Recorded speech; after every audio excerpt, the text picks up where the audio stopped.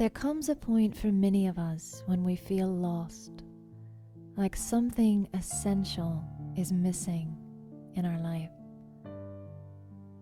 And so we begin the journey of the seeker.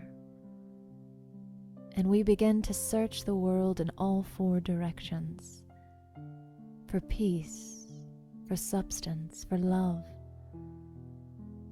We look in the quietude of the forest and in nature. We look to the silence of the sky.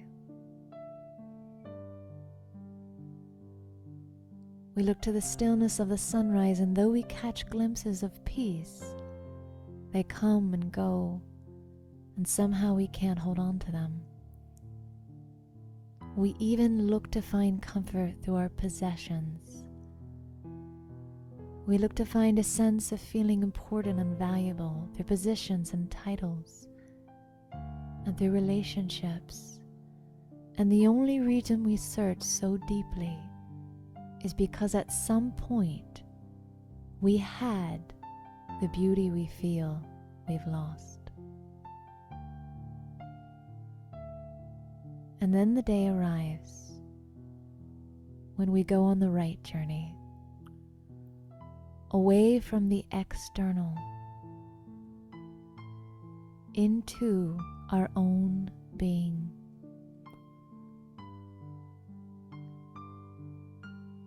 There comes a time when the seeker goes within and lets go of all the stories of the world, lets go of all their memories and baggage,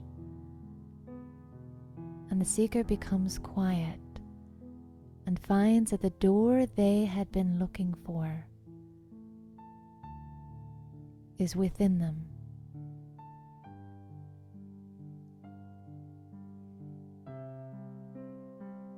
When we enter into that door, there is a sacred, beautiful, precious stillness of the soul. And in this stillness, we know that we are absolutely divine and connected to the Supreme and Beautiful One. And all of a sudden it becomes very clear that those little pieces of peace we got through looking at the forest or the beauty of the sunset, those were only reflections of the beauty of the soul. They were only mirrors that reminded me that that kind of beauty exists within me. And so the seeker's journey comes to an end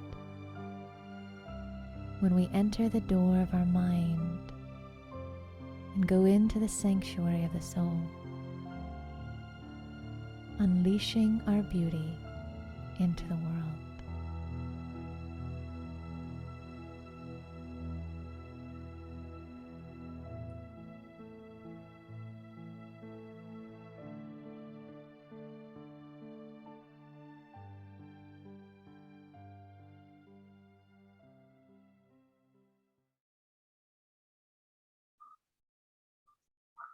Good morning, good evening, good afternoon to everyone, wherever you are.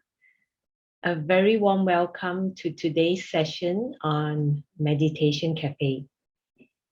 My name is May, and I will be your host today. And I'm very honored that you could join us on this beautiful Saturday.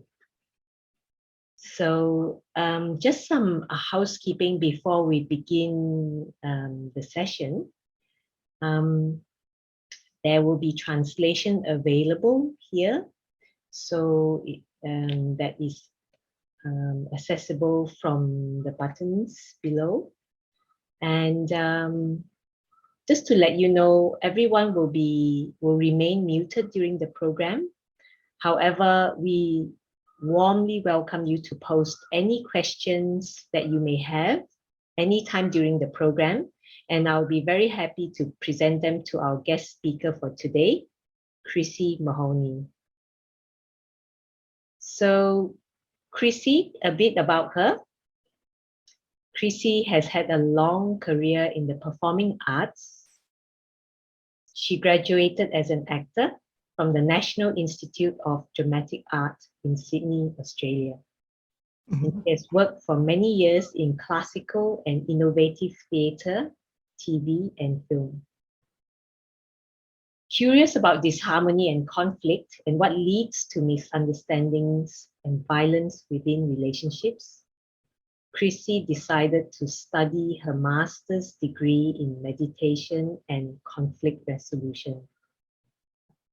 She has facilitated many corporate workshops on managing conflict and difficult behavior, and women's empowerment workshops on courage, especially in male-dominated industries.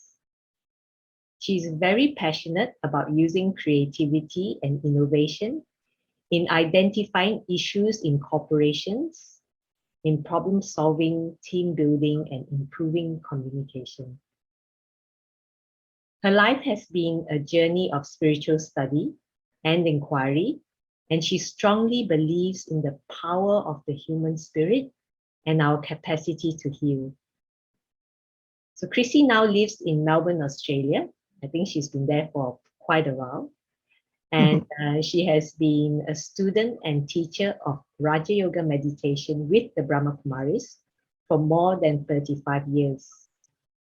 She has collaborated with a number of musicians on a beautiful series of inspired meditation CDs, some of which are my personal favorites. So I actually first met Chrissy about 15 years ago, which she may not remember, but I remember fondly, in a retreat called Letting Go at a retreat center in Melbourne, where she was the facilitator. Chrissy has an authentic, warm-hearted, and compassionate approach in all her interactions, and this leaves a lasting impression on people, including myself, since that retreat. So with that, I'd like to extend a very warm welcome to you, Chrissy. Thank you for joining us today on the topic of living with courage. Over to you, Chrissy. Thank you very much. Thank you, beautiful May. Extraordinary introduction. I just thought, gosh, I must be very old to have done all that I've done, and that's only just part of it. So it's really it's a really interesting experience to hear someone talking about you. So thanks for hanging in there and listening to all of that. It's wonderful to be with you. I wish we were actually in a room together, and which we are really in a way. We've got our cups of coffee or tea or whatever it is that we drink, and we're here with one another in this lovely intimate environment. But it's such a beautiful concept to be in a cafe. I love being in cafes. I love to write in a cafe. I love to read in a cafe and observe people. And so it's a fabulous concept to be here with you all. And I hope your life is good. And so what an amazing topic, living with courage. And so I think to myself, when May, who I do remember from 15 years ago very clearly, she's like a sort of a beautiful little flower, I remember. But anyway, I thought, well, what can I share with you that is that's any different from any other information that's out there in this era of information that we live in, this age of overloaded information at times. And so if we really want to know about courage, we can Google it, we can read about it, and finally just sort of perhaps feel a little bit overwhelmed by the information. So I think personally, I think it's an individual and a very personal inquiry. And I can only share with you what it's been for me in my life, because each one of you is beautifully unique and individual, and you will have had your own experiences of courage that you bring to this cafe conversation today. and that you have been asked to overcome certain situations, memories, emotions, and walk through this world with courage despite what has happened.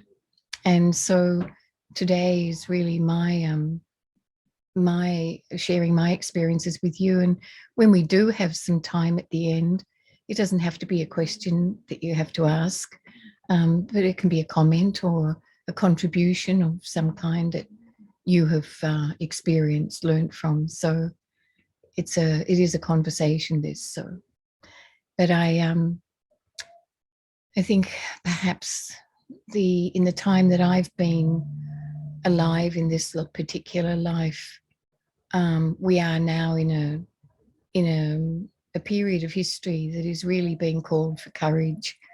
We're really being asked to go beyond the limitations, the cages, the prison of fear, because it's everywhere. And although we talk about the pandemic of the COVID situation that we are facing as a global family and a global community, no one is exempt, no country is exempt from the fear of this virus and what it could do to us or where it might lead us.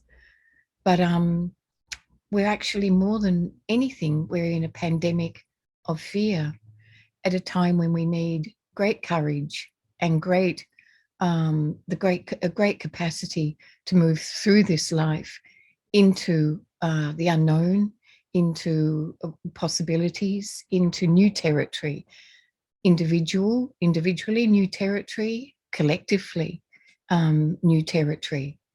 So how do we find that? So it's an opportunity. I've thought right from the very beginning, when I realized the severity of the consequences of this virus, and the lockdowns. Now, I live in Melbourne. I've lived in Melbourne. I've been back living in Melbourne now for 22 years. I'm from Melbourne originally, but I lived in Sydney for a lot of my adult life for various reasons, usually professional ones. And it's a lot of my spiritual inquiry and journey happened there as well. But when I first came back to Melbourne, a lot of things seemed to have changed here. And one of the biggest changes that happened in this city were all the massive lockdowns we had. And Melbourne earned the inimitable reputation of being the most locked down city in the world. One stage, we were the most locked down city. And you really saw enormous changes happen in people, in communities, in individuals. And what it was doing is it was the lockdown situation was making people more small. We were becoming small in our capacity to live in this world, in a sense of identity.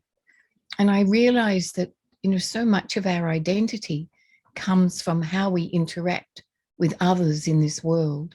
My sense of self, my sense of worth, being able to go to work, compete, to experience myself in a collective form, was really something that had happened ever since a child and going to school.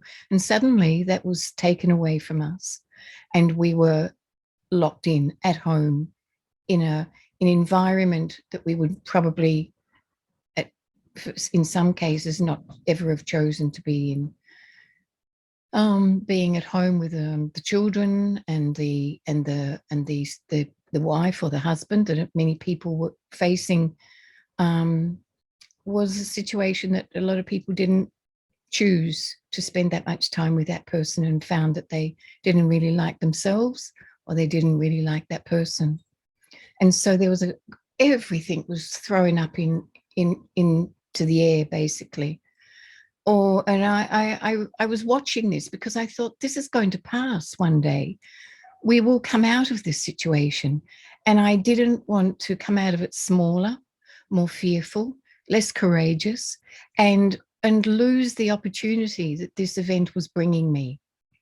And so the question I had to ask myself was, well, what is the opportunity that is being offered here? And you know, I thought, I don't really know what the opportunities are, but I don't want to miss it if there is one that's specific for me in how I can grow and how I can evolve during this time. I want to find out what it is. So in that situation, curiosity had to be coming to the fore. I had to be curious, to ask questions of myself and the situation I was in. So this is, you know, a lot of my work came to a standstill as well. So the fear of, you know, what's going to happen? How am I going to earn a living? What can I do? And a lot of people became quite innovative and creative during this time. Other people shut down and became even more fearful or more resentful, more angry.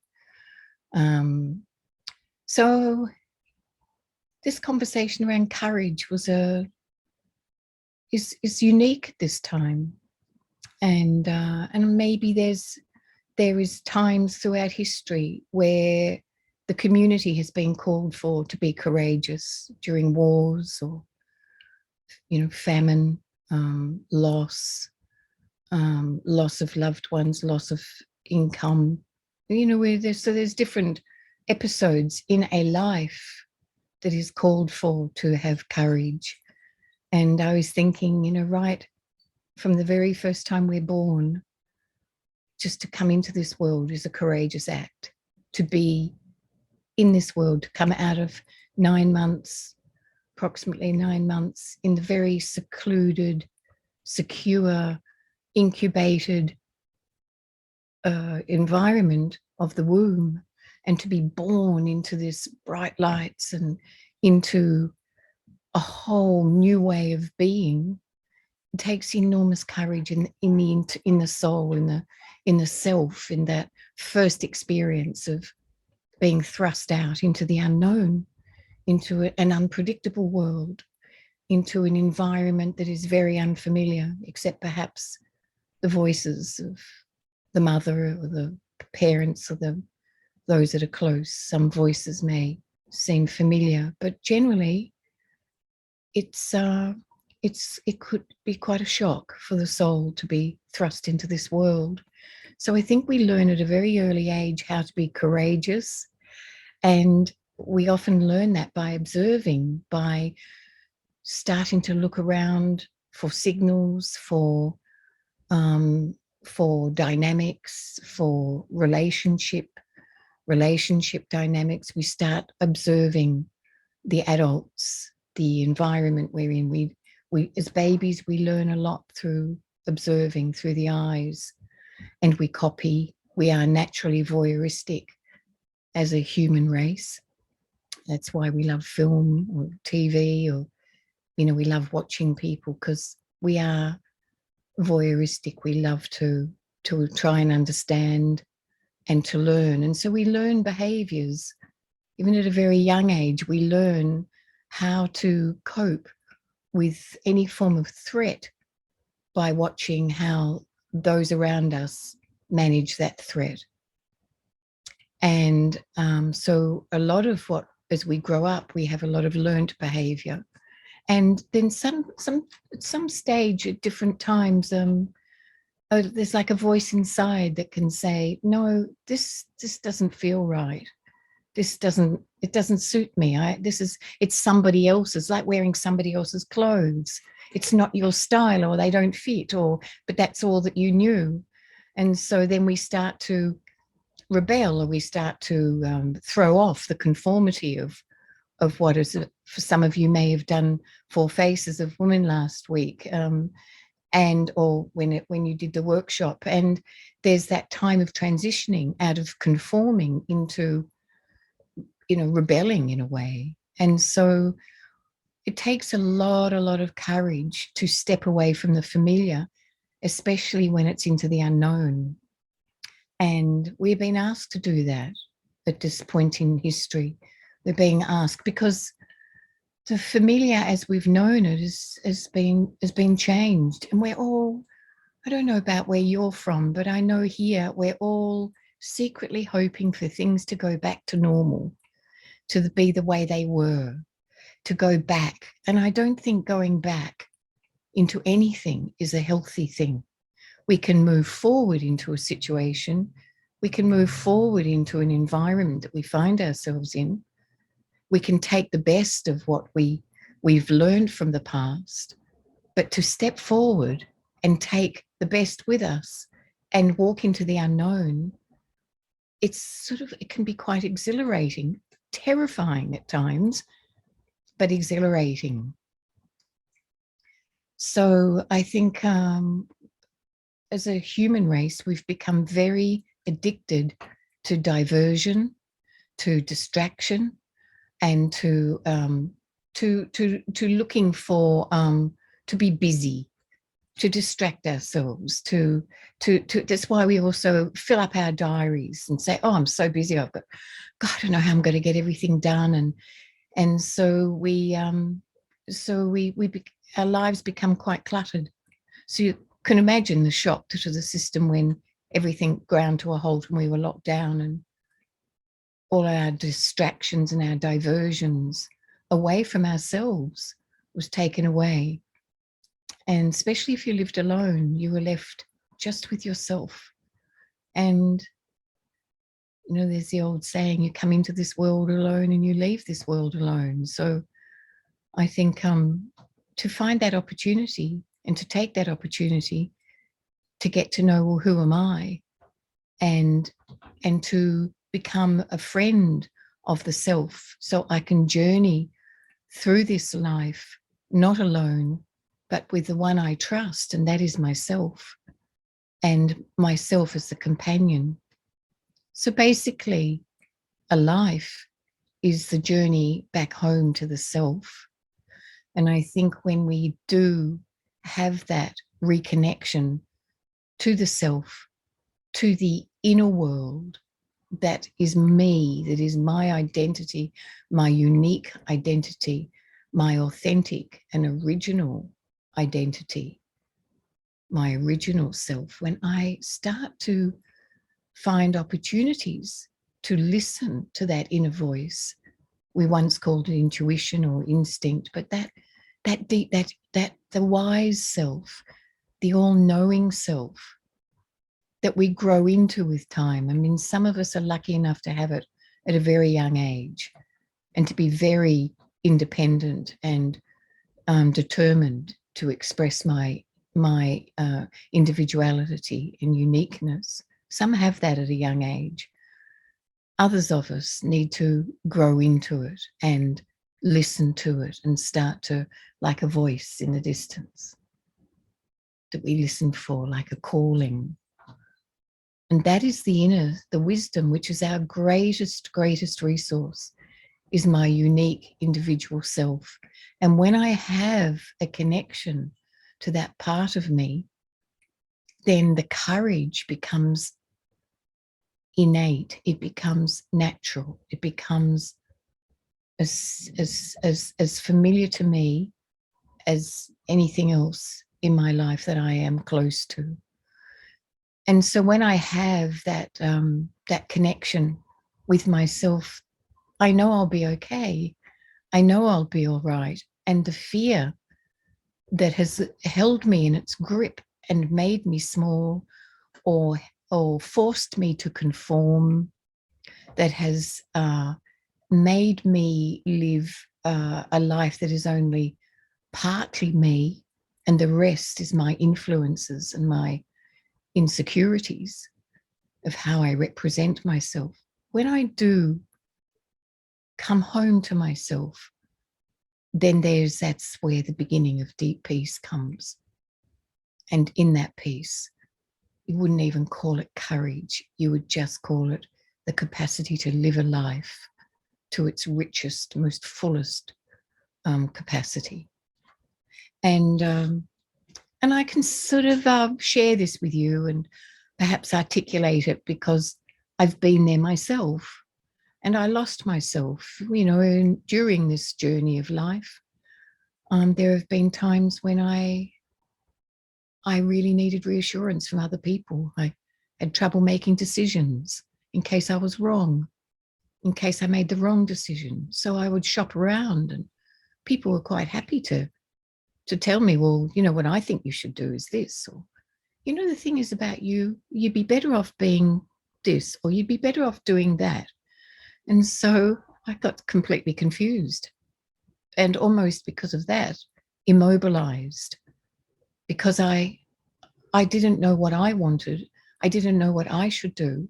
And by asking other people and trying to get their reassurance or their opinion, I just got more lost. And that's a precarious, really potentially dangerous place to be, because you can be manipulated.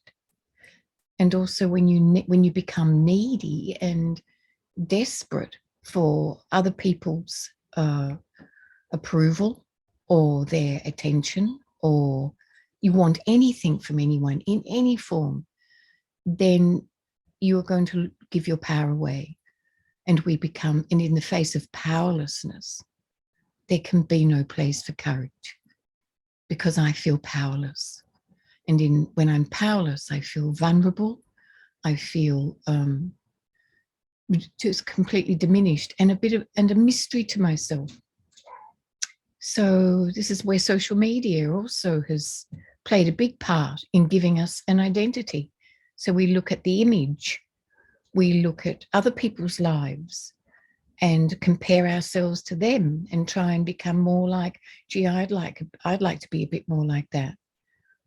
I was listening to the radio the other day, and they were talking about the Kardashians, and we've had a whole generation has been influenced and modeled themselves on this role model.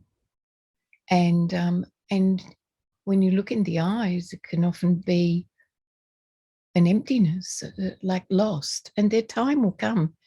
Life does this. Life has a place of reckoning where we will be asked to come home to the self. Could be through a crisis. It could be through some form of major decision that has to be made. And I only have myself in this moment. And so in my journey, I decided as a very young person to be, I wanted to go into the performing arts. I really had a great fascination as a small child with people. I loved observing people and trying to understand why we are like we are and why people do what they do. And you know, my parents would have a party and invite, and they'd have all their friends around, and the door that led into my room was a louver door, which is this like wooden slats. And I was about 10, I suppose, and I used to like looking through the slats in this door to look at people in this room and see what they were like when they thought no one was looking at them. So I was fascinated by the difference between people when they're socializing and they're out, you know, and they're chatting away and they're presenting themselves in a particular way so that that's familiar to the other, or sharing something that might make them seem more that they've achieved more. But when that conversation finished and they'd turn away and they'd be looking for something in their pocket or handbag or just having a drink, I noticed something shift in their eyes, and they were sort of more private and different. And I thought, wow, how come we are different people? We can change. And so maybe that was one of the beginnings of my fascination with wanting to be an actor, so I could represent the inner world of the characters I played, and not just represent them as what they do and how they do it and why they do it, but to go into the driver inside that drove the characters I played, or the people I observed. What drove them to be like that? What drives some people to be incredibly courageous and other people just to not want to go out the door? When we all have the same basic survival skills and the basic survival needs, which invites courage in. So I chose this profession to be an actor, as I felt like my job was to be like a servant to humanity, in a way that I was there to serve their capacity to understand themselves and other people more. When I converted my NIDA, which was the National Institute of Dramatic Art, when I converted that diploma that I got into a bachelor's, I wrote a paper called The Actor as Social Healer. Now, that was my values, but I had to park those values in order to be accepted, in order to have a profession, in order to fit in, really, so to be more commercial as such. So, I mean, the world has changed a lot since then, but for me to go to auditions and to represent myself in an audition was the most terrifying experience. I mean, courage, just the word courage doesn't even meet halfway the terror that I felt, because I felt so exposed. And I went with that neediness that I was talking about before, the neediness that made me powerless, to go in and with an attitude of, well, what do you want? And I'll see if I can give it to you. I can be anything you want me to be. So what do you need? And I can act it. I can do it. And so I felt lost, terrified in that moment. And when I walked out of the audition environment, I felt this deep loss that I didn't represent myself as who I am and what I can bring and what is my specialty and what I can bring. It was just really, really shaming for me to feel I'd let myself down. And I think that was one of the hardest things, was not that I didn't get the job or that I looked an idiot and, I sang wrong notes because I was so nervous, or forgot the lines because I was so nervous. It wasn't that so much. It was that I'd let myself down. And so as time went by, I learned that what this is really about, where in any environment that I walk into, whether it be a party or whether it be an audition or a job interview, it's about, this is who I am. This is what I bring. This is my unique offering. Is it something that you're interested in? If not, then that's fine. I'll take it elsewhere and leave with my self-respect and my dignity. But it's taken a big process of courage to get to that point. A big, really fear, walking into the fear and doing it anyway. And so just have a sip of my tea. So I'd say the profession that I chose really taught me about courage and how to believe in myself. And one of the great gifts that we are given in the face of courage is creativity. And it's one of my passions. I so believe in the human spirit and its ability to create.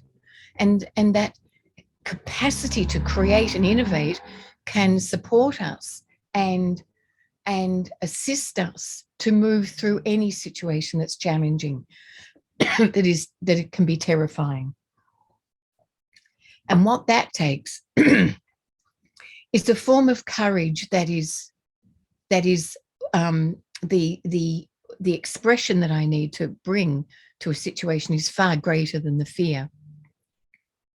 So I'll just share with you a situation I had once when I was playing a lead role with a state theatre company with this big director who was very important and international. And I was playing this lead role, and he was a bit of a bully, and he'd picked on me in rehearsals. And but I'm a collaborator, and I love to create in a collaborative sense, in conversation, in offering and contributing, and then someone else contributes, and out of this we have this wonderful co-creation. So one day in rehearsals, I said to him, you know what we could do? I've just had the thought I could do this. And he turned to me with his coldest face and he said to me, I'm not interested in what you think. You just shut up and do what I tell you. And what it did was like it just cut the feet out from under me. And I became so small because I needed his approval because he was the big boss. And I could get more work in the future if the big boss thought, I was worthy. So I needed him to think that I was making a good contribution. And it was just mortifying for me. And I became like a small child. But I had a responsibility in the work that I was doing. I had a responsibility to the part I was playing, to the cast or the collective people in the production, to the audience that would be there one day. And one night I would be out there all on my own on opening night or in the production as the play was rolling out. He would be gone off doing his next job. And so I thought, I have a responsibility here. So one day he was packing up. It was lunchtime and he was packing up to go off and have his lunch. And I was at the back of the rehearsal room like a small child and, waiting for him. And he sort of gave me a look of, oh no, here she is. And so I said to him, excuse me, could I just speak to you for a moment? And he said, I'm off having my lunch. I'm going for my lunch now. It's lunchtime. I said, I know I won't take long. And I followed him. And this is me speaking to a person that used to make me cry and spend my lunch times in the toilet crying. And so the courage I needed to actually just wait for him to come to the door and then speak to him. And when he said he wanted to give me the flick, I said, look, I won't take long. I just want to say, you don't have to like me. That's okay. I don't expect you to like me, but I really need you to trust me because I know what I'm doing. And I need you to trust that because of the responsibility I have to the part.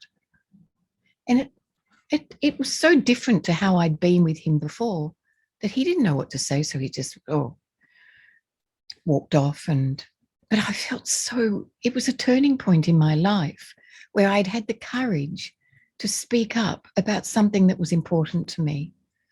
And it just changed something in me. I felt, gosh, I did that and I've survived. I'm okay. I've stood up for myself. And that had been a lifetime of really feeling in the face of a bully, very, very fearful and very, very afraid to give my opinion or to say what I thought was important. And as it turned out on opening night, he came to the dressing room and he said to me, I want to apologize to you because I didn't trust you at the beginning. And he said, I didn't know if you knew what you were doing, and you did. And I should have trusted you earlier, and I apologize for that. And congratulated me. And it really was nice of him to say it. And it was good, but it wasn't what was important to me. What was life-changing for me and important was that I stood up for what I felt was important. And after that, I could start to trust myself more in situations that were a bit threatening, that I could be with myself, sometimes just not to say anything instead of just rambling, but not to say anything, just to go quiet. And, it's my creativity, I think, blossomed into a different, more unique way, a more unique contribution because of it.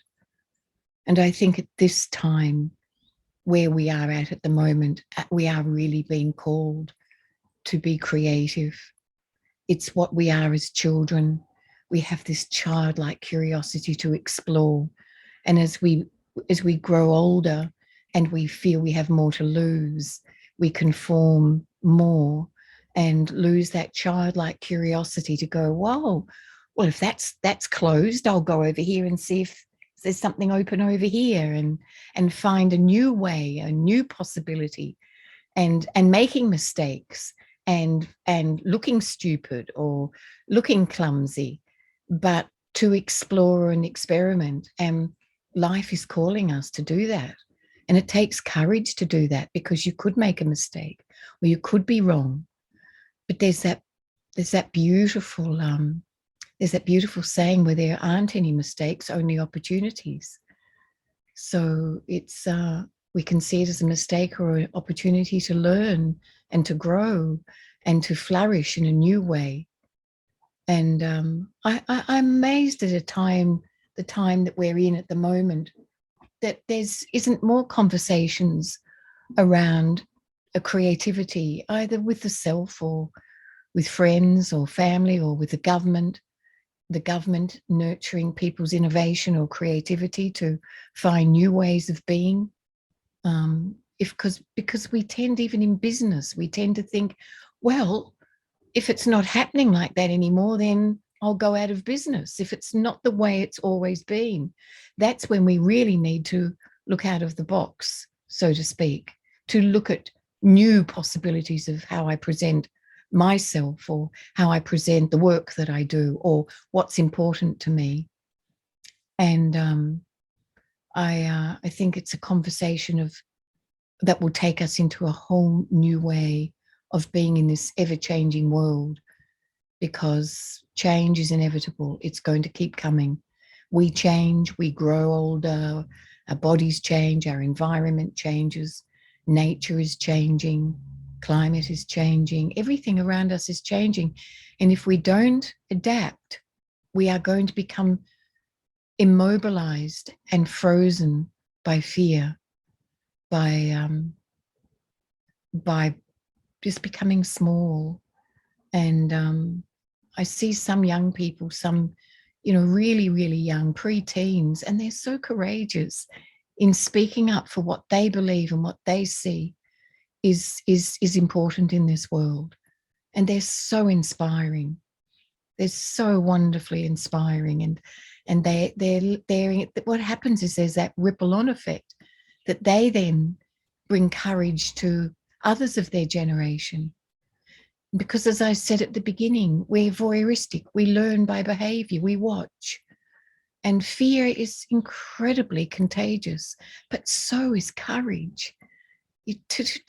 When we see courage, or we read stories of courage, stories of the courage to forgive, the courage to love under all sorts of experiences, then it has this ripple on effect where we nurture those around us, the children in our lives.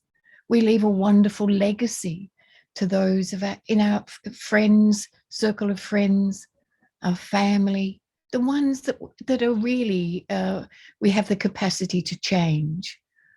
With the big world out there, there's so much going on that we don't have any power really to change. But where the world does change is when I change and those around me see this change and my courage to experiment and to be new in the way I am in this world.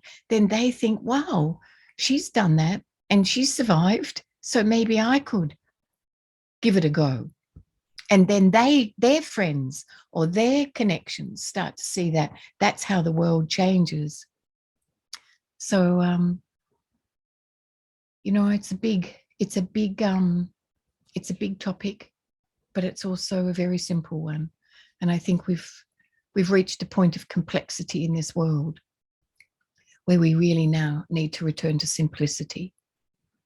Just the basic things that are really important, the things that mean the most to us in this life, so that we calm the chaos.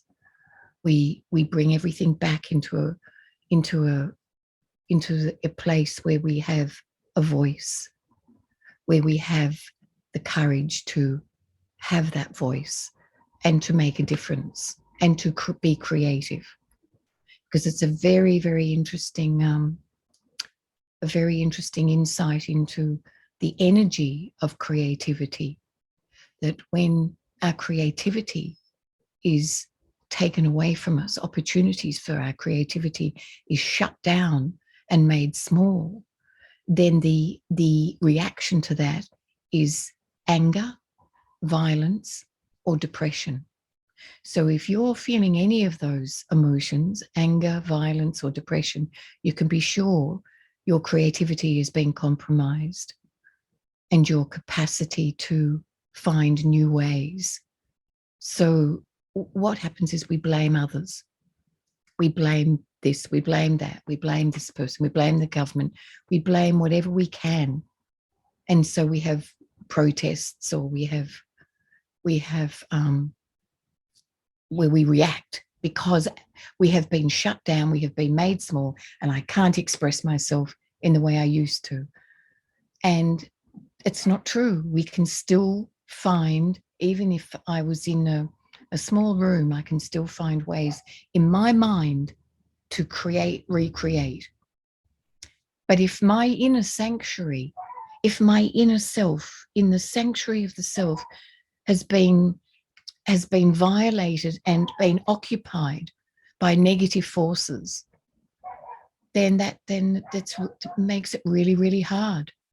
And I see protesters, to have vaccination or not to have vaccination, lockdown. What about my freedom? You're taking away our freedom, our capacity to choose. And it's true. All of this does have some voice in it. But I've thought to myself, the greatest rebellion that I have in myself and the greatest resistance I have to being closed in and made small is not to let anyone, anything, any negativity, any fear come into my inner sanctuary in my mind and claim me and steal away my freedom, because that's my freedom. And that's why I find it a priority to find times to be with myself, either be it through, meditation or walking in nature, to contemplate, to be with myself, to ask myself questions, to journal, to think of the things that I have got in my life, not focus all the time on the things I don't have. It's impossible.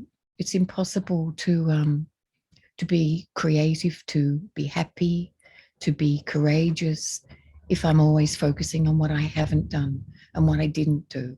And my self-critic, the critic inside of my head, is always putting me down, criticizing me for what I haven't done, what I didn't do, what I should have said, what I didn't say.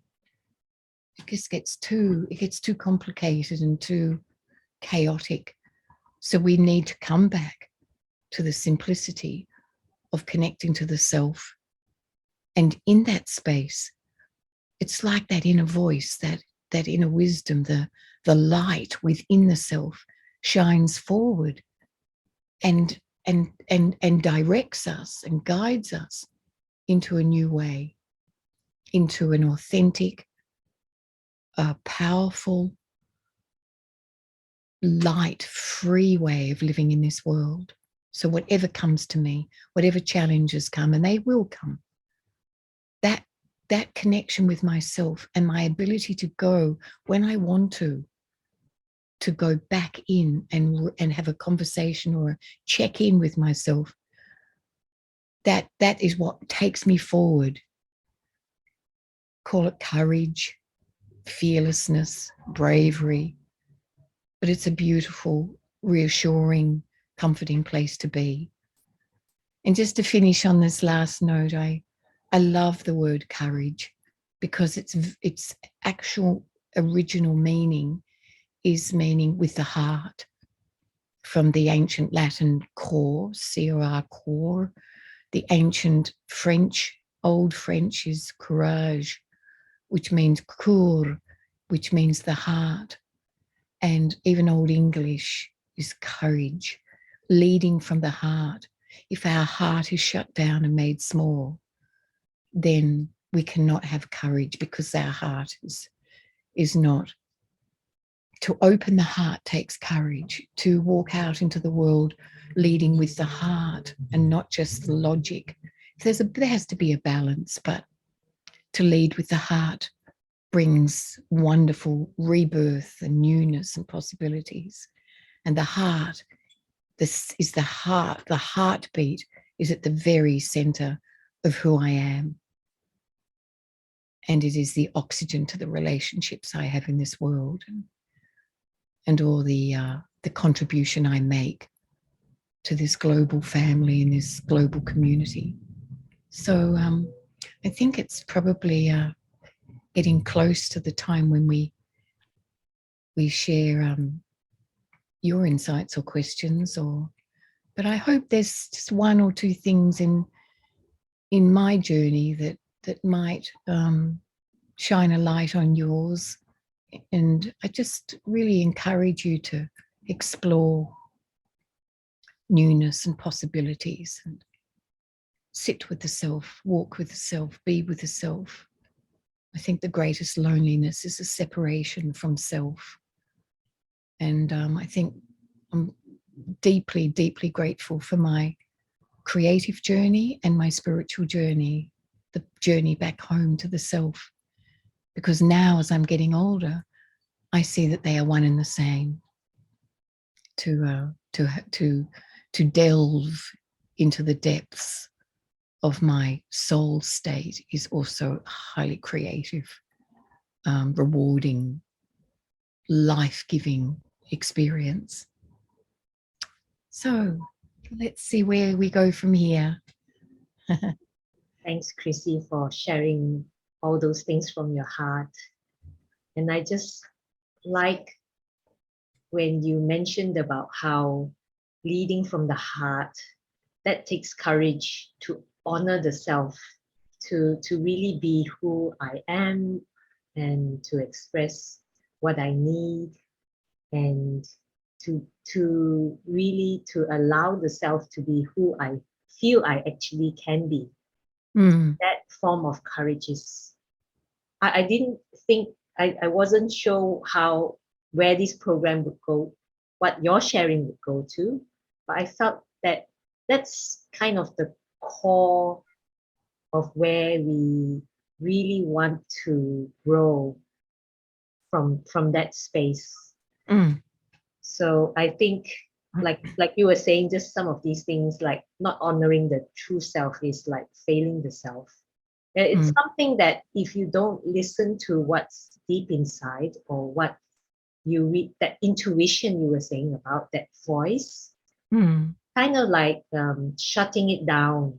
You're pressing down yourself, and you know that it's like kind of, I don't know whether we can say self-sabotaging, but yeah, we would definitely feel we have lost something if we don't honor that voice inside.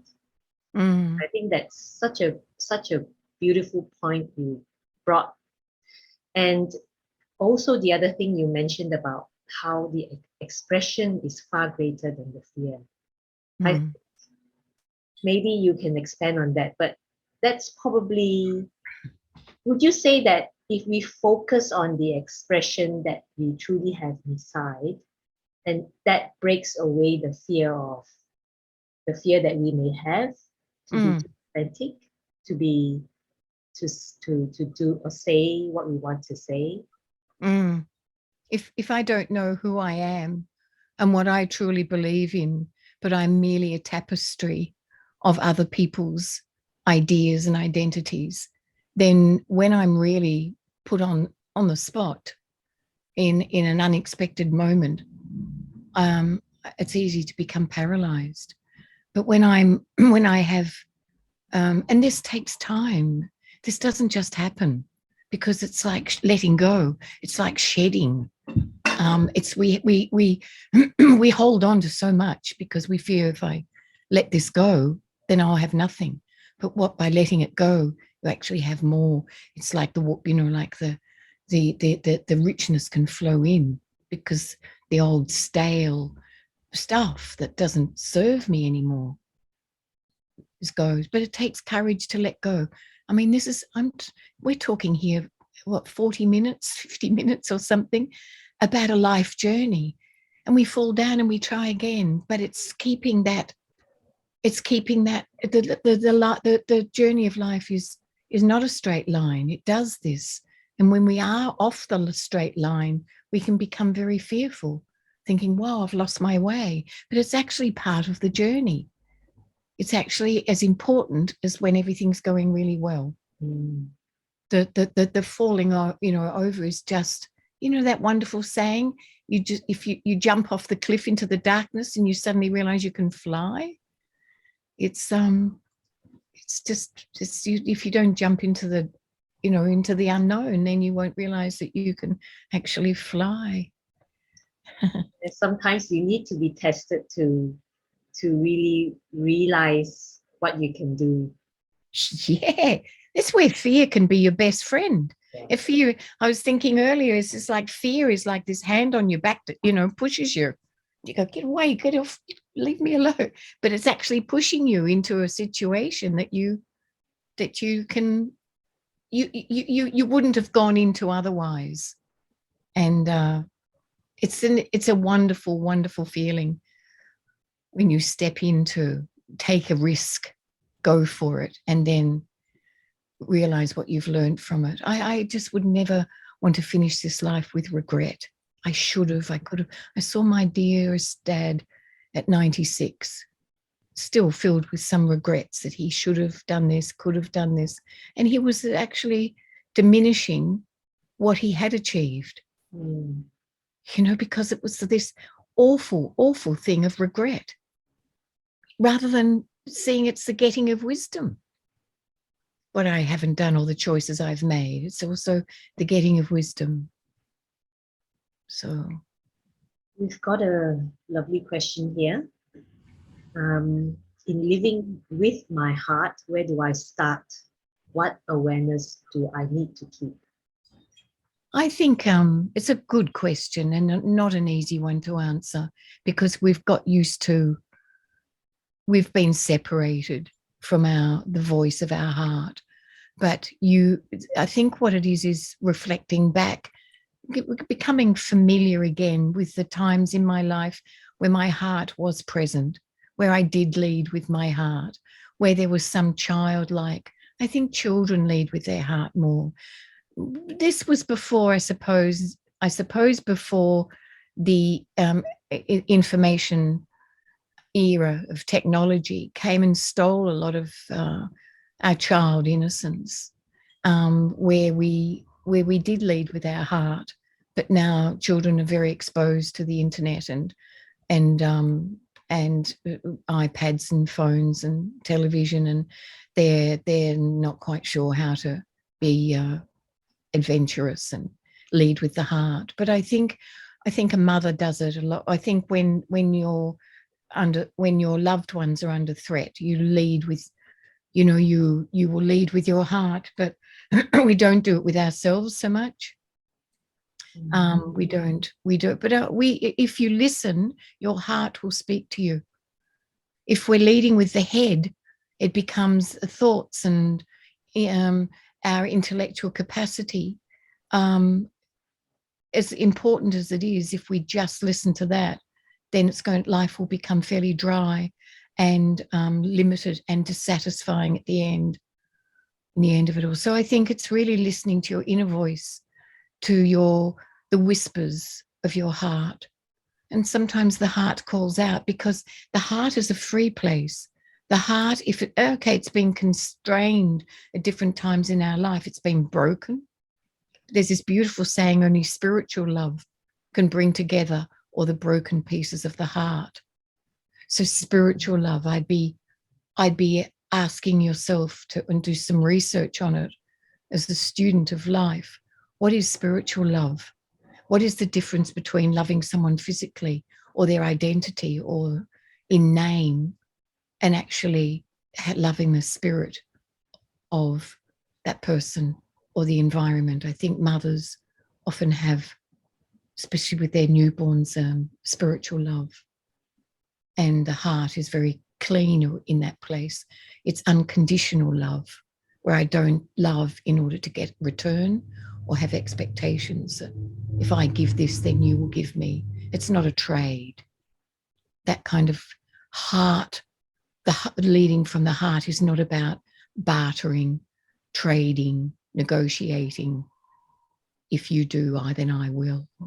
It's pure love, and it can change things around in an extraordinary way.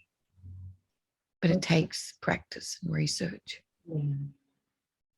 Just one last question, which was something that I had in mind as well, in line with that.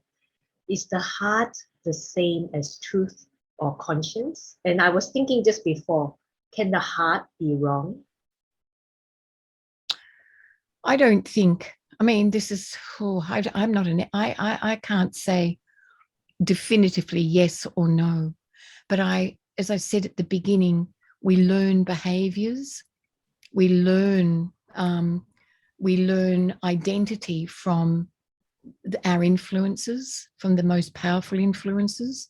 So we can think it's the heart, but it's actually a learned behavior. And so it can be it's like smoking mirrors. It's like illusion. So we think it's the heart, but it's not. I think in its purest sense, the heart and love, which we associate with the heart, is the purest essence of being a spirit in this physical world. I think the physical world and the physical consciousness is very limited. It has a limited capacity. Our identity around our physical selves is very limited. My age, how I look, my size, my culture, my everything diminishes us. But in the soul state, the inner world is limitless. And I think that's where the heart belongs. But the heart has been damaged, the heart has been broken, the heart has been disappointed in that limited sense. But I think if we trust enough to love the self, to find that self-love, then that is the beginning of a healing. And we are in the age of healing, no longer hurting anyone or being hurt by anyone. We have to find the journey back into healing the human heart, the soul state. I'm seeing the soul as a very, very epicenter of the self, the innocent, the pure creativity, the pure love that we need to get back to. And that just takes practice and even just one experience where you feel that connection. It changes you forever. It's quite exquisite, but you have to want to. You've really just got to want to. That's where rock bottom, the darkest hour, can be such a great thing, because, is that song, the darkest hour is just before dawn. So when we feel we've lost, we have nothing left, that's where it can ignite, because we've got nothing to lose. It's a new beginning, an exploration. We can be spiritual archaeologists, really going in to find the treasures in the self, but we have to brush off the dirt and all the rocks and everything that have covered it. So we have to just go in there and investigate, but we have to want to. I think that kind of slightly touch on a question that just came in. Someone was asking, how can we reconnect with our hearts after we have lost ourselves through suffering? I think, for me, I think we also need to go still. Suffering creates a frenzy. Suffering has created a frenzy in our inner world and our outer world. And so I think there has to come a time when we seek out sanctuaries, oases of stillness and silence, where we can start to heal that pain and suffering. There's that very old example of being at the very center of a hurricane, of a tornado. I mean, there's so much energy in a tornado, in that kind of the chaos of the wind. It throws things around. It's got so much power. But if you can get to the very epicenter, the very center of that chaos, it's stillness and silence and safety. So we have to inquire of where can I find opportunities to begin to learn again what stillness is, what silence is inside of me, so I can feel courageous enough to reach out and touch this, the essence of who I am. It's just possible. It's just possible, and I really wish it for you. You've had enough suffering. Now it's time to turn it around. Put the light on. Turn the light on in the darkness. Like more and more beautiful questions coming in, but it looks like we're a bit short of time. So I do apologize for those who have just written in. And I wish I had the chance to ask Chrissy, but perhaps Chrissy, you can lead us into a meditation. And I think you're a master at that, so everyone else can take benefit from the reflections that Chrissy can provide, and hopefully that might answer some of your questions, or maybe let you experience some of the answers that Chrissy could have given you through the meditation. I think so. I think also you are your greatest teacher. Don't underestimate your capacity. You are here tonight. You are here on a Saturday evening, and you are inquiring. That's the beginning. That's a signpost that you have the capacity. So ask yourself these questions. Write, keep a journal, ask, and then explore the answers. You'll be amazed at what you come up with. Amazed what you know. So it's the ancient part of the self that never goes. Thanks, Chrissy. Thank you, we Ray. can first maybe just 5 minutes of a reflection. That would be lovely to end the session. Thanks to all of you for being here. I feel very honoured and humbled. Thank you.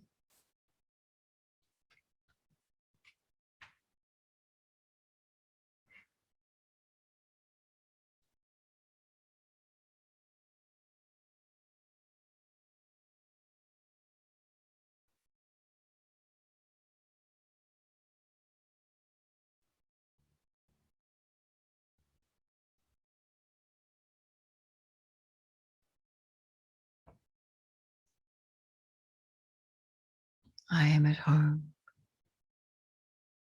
in my inner world, in the vast, comforting, nurturing,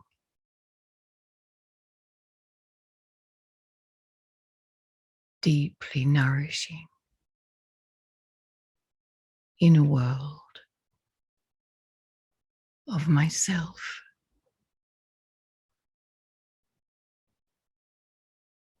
I journey in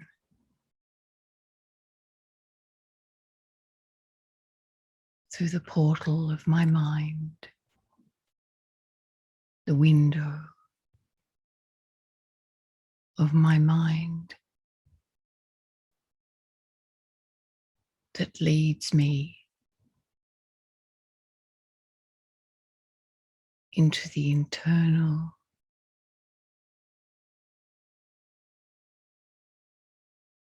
nurturing world of myself,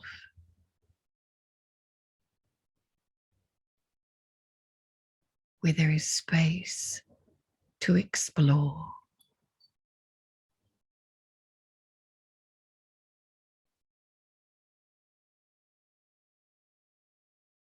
to find the childlike innocence deep, deep within myself.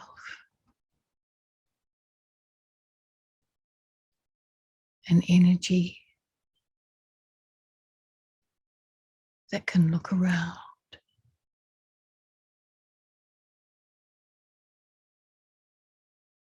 and see what's possible in the beautiful garden of myself.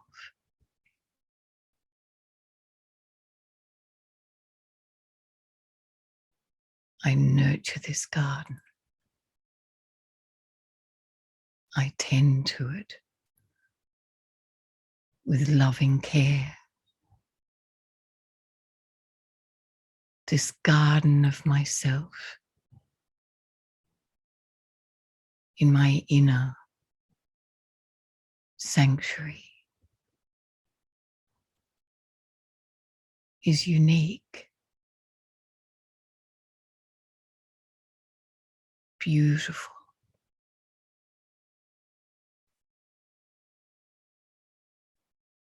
I can sense a fragrance in this sacred place of myself.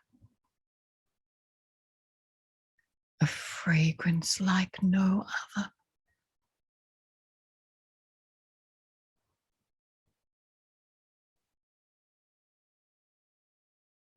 I can sit in this garden of myself.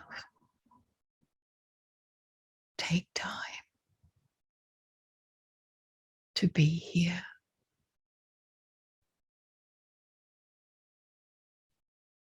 Not judge the flowers that grow.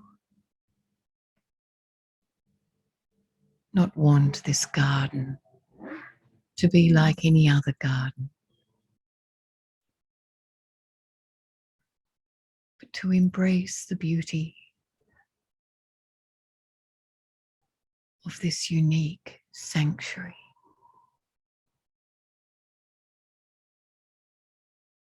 That I celebrate as I reconnect, walking through its silent beauty, planting new seeds, new wonderment, so my inner garden is always rich, blossoming, flourishing.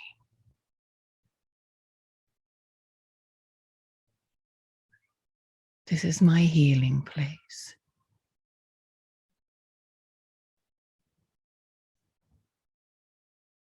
I feel the warmth of the golden light that fills this garden, knowing that this light is coming from the purest essence within my heart. The seed within my heart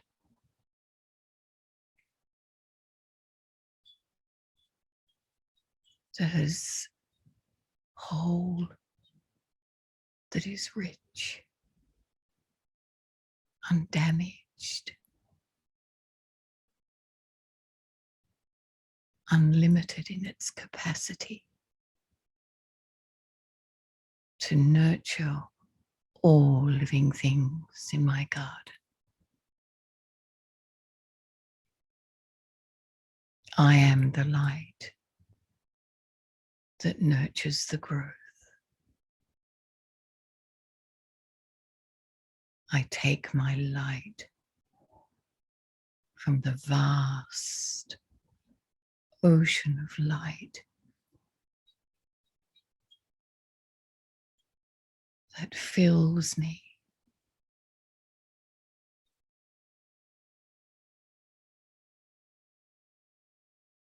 that reminds me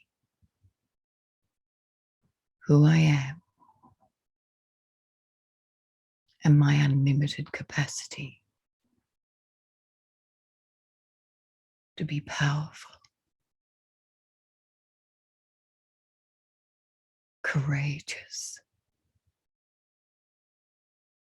curious and loving in this world.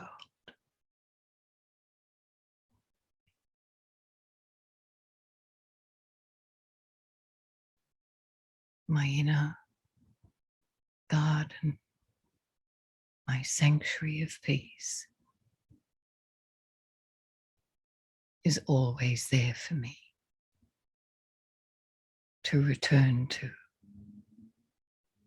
remember whenever I choose.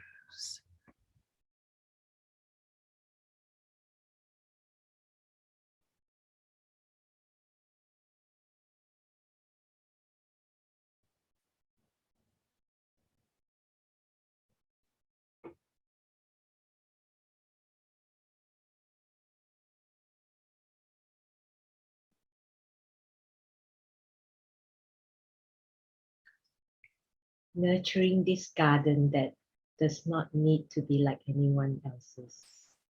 That's what I think. It's purely unique. It's yours.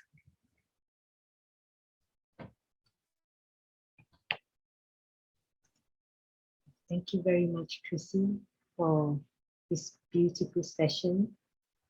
We've had a few comments here saying that it's been inspiring and encouraging. Thank you. So much thanks. So, Meditation Cafe is a monthly program, online program for talks and conversations such as this, workshops as well, on spiritual wisdoms, practices and insights on life experiences. So in 2 months' time, in April, we are very pleased that we will have Chrissy again for a workshop on transforming conflict. So don't miss this wonderful opportunity to learn and develop skills for transforming conflicts and healing relationships in the home, workplace, and also with yourself. And if you'd like to check out Chrissy's Sacred Word and Music CDs, they can be accessed through the website sacredwordandmusic.com. I think that has been shared on the chat box as well. And lastly, if you wish to receive updates for future programs on Meditation Cafe, or if you have any requests, please send us a message. I think it's been shared here on WhatsApp on that number, and or check out our Facebook page.